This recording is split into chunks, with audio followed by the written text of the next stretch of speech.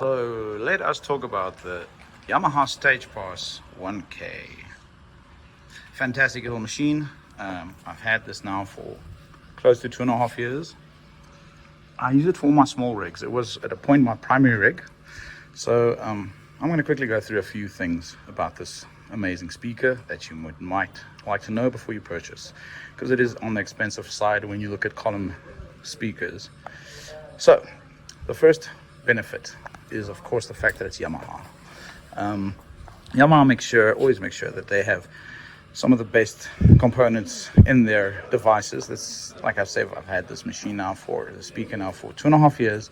It's not once gave me any issues. We are functioning in South Africa, and we are currently running on load shedding, so power just randomly cuts out in the middle of a gig. And of course, I've had a lot of speakers that blew. So for instance, I've got this QSC. The QSC blew once on a power surge. I've got FBTs, which never blows, which is amazing. And of course, I still have the HK Polar 12 columns, and they've blown twice already. This thing is amazing. I've had it on twice. I've had it on a floating earth. Those of you that still remember floating earths, in South Africa, we still actually have that. And so it's done nothing, which is amazing. So it's an extremely well-built machine that can take a punch. Quickly looking at the back, we have phenomenal preamps built in, 3 of the XLR jack combos, and then a Bluetooth device, which can also take a line in or a normal jack in. So that's quite cool. They don't have the traditional EQs. They have this little slide over here. So what happens is it's got a flat, which is a normal EQ. Then you can take this bass, the low end, or out. You can scoop the mids, which is quite nice if you want to play music and still do speeches inside. Then, of course, it has reverb, phenomenal for 3 reverb options and an echo, which is of course your delay primary function. Switch it on and off over there. You can increase and decrease the amount of reverb here, and also set the intensity of the reverb over here. You can control this with the app, Bluetooth app. I have not used this in a while, since I primarily run it through a small XR12 when I gig. I would always advise the MR12, the Midas. The XR12's headroom is very low, but that's irrelevant. Cool. Then of course we have all 3 of them mic line. The final 2 has got high Z's, so that's basically like a little DI for those of you that don't know what that is. Bluetooth, of course. You've got the main volume control with the limiter, which is fantastic. I'll show you in a bit when the event starts. So it self-limits, so it's impossible to hurt this thing. It's also something that I love about the Stagepas 500. It has this little function, which is fantastic. When you turn it to speech, it cuts out all the frequencies you don't need for speeches, which allows it to throw much further. And then of course music, which I use primarily when I do live, and then club, which just accentuates the bottom end. Fantastic function for when you want to do more party vibes. Cool.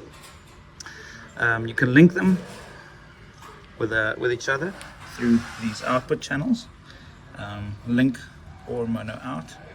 Then this one is a fantastic little monitor out, which I love. So you can usually I plug my monitor into here, then you can set the monitor level here. Or if I don't use my desk and I'm running directly into the Yamaha's desk, I would put my second speaker, my satellite, up into this, and I can then, from where I'm standing, control the level of this device. All right, it has a reverb foot switch, which is quite cool. Switch reverb on and off. I used that for a while before I started using the desk. Cool. So the amazing thing about this little device, it takes 95 watts from the wall according to its spec sheet. That means it's very low on power, and I think that's why it's so resilient. And it's got a phenomenal sound. If you look at the speakers inside, I can't remember how many there are, I think, but they're quite a sufficient amount, 12 or 9 or something. But they're arranged to do 190 degree spread. So for instance, this event, this speaker would be more than enough. Standing from behind, it literally covers everything you need in this events situation. I only put the side full up QSC. They've got a nice bottom end, just in case more people arrive or it becomes a party, then at least I can provide a bit more bottom end. All right, so the cons about this device, I can only think of two. Well, three theoretically. Number one, which is the biggest issue, is it can only go 119 dB. So the moment you have more than 20 or 30 people and it becomes a party, or you're doing a party set, then you lose the bottom end, because it starts limiting and you just don't get the punch. So it's phenomenal for small acoustic gigs. I do up to 250 people outdoor background music with this one, just with this one. Especially if the client doesn't pay a lot, then I just put this in my boots and I go do the gig. But if it's a corporate and it becomes a vibe, it just doesn't have enough juice at the bottom end. Versus the HK Polar 12 that goes up to 126 dB, if I'm not mistaken. Those of you that are not too familiar with the dB situation, it is exponential doubling in level, or SPL basically, for every 3 dB. So from 19 to 26, of course, would be 2.3 times the level that you can get out of the HKs. But the HKs are very sensitive. They blow when you look at them funny. So that's the one negative. The other negative, of course, the EQ. If you don't have a good signal going in, then you can't do anything. Where the previous Stagepas 500 had a little compressor built in as well, which was fantastic. So what I do is I just run it through my vocal pedal, which has an EQ and a compressor already built in if I don't use my desk. Yeah. Well, there was a third one. Oh, the price. South Africa, you're looking about 36,000 Rand. I don't know what that translates to, but you can buy a Garris tower, which is like a rip-off of the HK Polar, for like 13,000 Rand. So you can buy 2 towers for the price of one of these, but the quality is near stereo. Oh, not near stereo, it's equivalent to Yamaha stereo. So you literally have the equivalent of a stereo system here with this PA. Phenomenal PA. It's a hard worker. You can see the dust at the bottom. It's done outdoor gigs.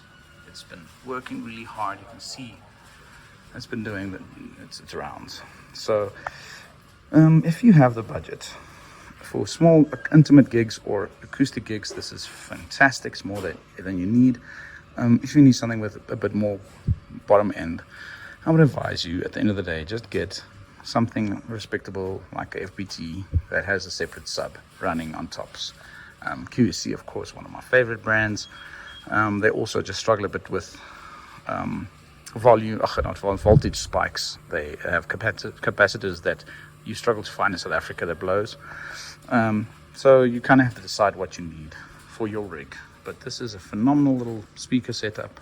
And if you're a one-man band doing small intimate gigs for up to 50 people, acoustic, this is more than enough.